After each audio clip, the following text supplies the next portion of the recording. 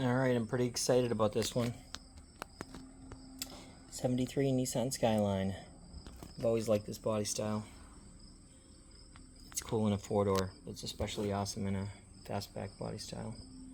So this is 1/24 scale by Maisto. Let's crack it open.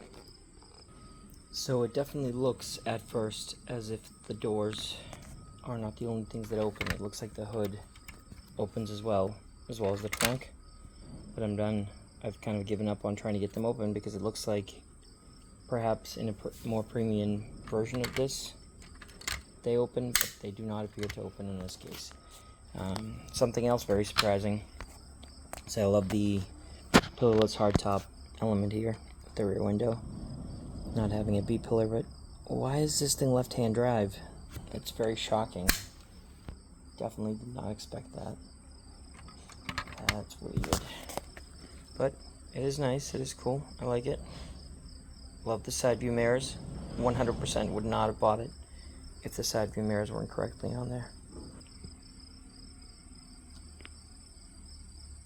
So yeah, I get this at Walmart.